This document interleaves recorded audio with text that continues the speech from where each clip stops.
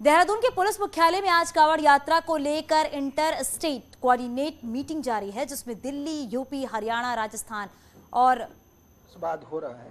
तो भीड़ ज़्यादा एक्सपेक्टेड है।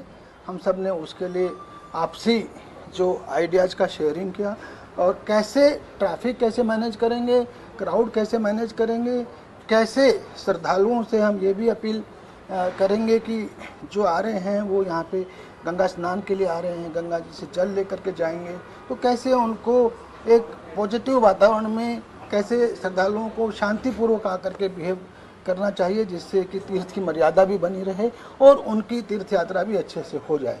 इसके लिए भी हम अपील करेंगे सबसे और पूरा प्रयास होगा हमारा कि कांवड़ मेला 2022 पूरी तरह से सकुशल संपन्न हो। कितनी संख्या में आने की उम्मीद है सर और कितनी फोर्स लगाई जाएगी? देखिए, हमारी संख्या जो है अनुमानतः मान के चलते थे कि हम 3 करोड़ के करीब जो है 2018 और 19 में आया था, तो हमारा अनुमान है उससे ज़्यादा ही आएगा इस साल। 4 करोड़ के रेंज में हम अनुमान मान के चल रहे हैं। डीजे को लेकर कुछ देखिए, हमारा जो है क्लियर इसमें स्टैंड है कि जो श्रद्धालु आ रहा है वो तीर्थ यात्रा की तरह है, तीर्थयात्री की तरह है और अच्छे से शांतिपूर्ण ढंग से अपनी यात्रा पूर्ण करे। तो किसी भी रूप में उसको कोई नेगेटिव फोर्सेस जो है वो हम लोग किसी भी तरह शांति भंग करने नहीं देना चाहते। बाकी जहाँ तक डीजे की बात है, उसके जो नॉइज पोल्यूशन न हो उसको नियंत्रित करना बहुत ज़रूरी है। विशेषकर हरिद्वार में आप समझ सकते हैं, जहाँ एक साथ लाखों लाख एक दिन में 20, 30, 40 लाख कांवड़िया आता है, तो वहाँ डीजे बजाना संभव नहीं है। उनको लेकर किस तरीके से आप? मैंने कहा ना, हम अपील कर रहे हैं लोगों से कि वो अपनी यात्रा को मर्यादित रखें, तीर्थस्थल की मर्यादा को खराब ना करें।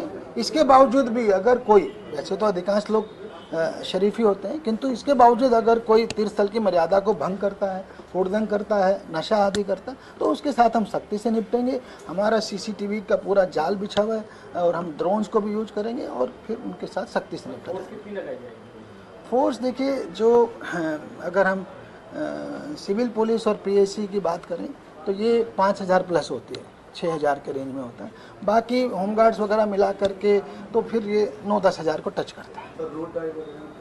वो सारे प्लान्स हो गए। यद्यपि इस साल ये जरूर बात आई है कि 2019 के बाद काफ़ी कुछ रूट्स नए बन गए हैं। 4 लेन्स बन गई हैं, मेरठ वाला बाईपास बन गया है, इसी तरह से इधर ही यमुनानगर वाला एक अलग से वो बना है हाईवे। तो इसको लेकर के कुछ नई व्यवस्थाएं भी होंगी। वो एसपीज लोग और थानाध्यक्ष बॉर्डर लेवल पे डिस्ट्रिक्ट लेवल मीटिंग्स होंगी, उसमें वो डिसाइड होगा।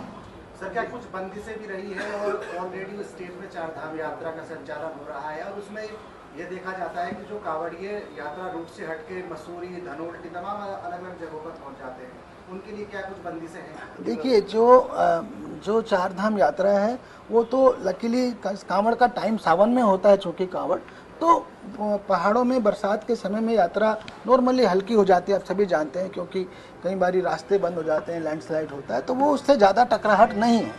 रही बात, जैसा मैंने कहा है, किसी भी जो है कांवड़िए को हम अनुरोध भी कर रहे हैं और साथ ही साथ सचेत भी कर रहे हैं कि किसी भी रूप में उसे कहीं भी किसी भी जगह पे हुड़दंग आदि करने की इजाज़त नहीं दी जाएगी। अशोक कुमार को सुन रहे थे। उन्होंने कहा है कि किस तरीके से कांवड़ यात्रा को सकुशल किया जाए, इसके लिए पहले से ही पूरी तैयारियां की जा रही हैं, क्योंकि 2 साल के बाद यानी कोविड के बाद ये यात्रा शुरू हो रही है, तो बड़ी संख्या में जो यात्री है वो पहुंचेंगे कांवड़ यात्रा के लिए। इसीलिए उससे पहले सभी राज्यों से एक कोऑर्डिनेशन मीटिंग जो है वो बुलाई गई है, ताकि आपस में अधिकारियों की कोऑर्डिनेशन बनी रहे, जिससे कि यात्रा में किसी तरह की कोई दिक्कत ना आए।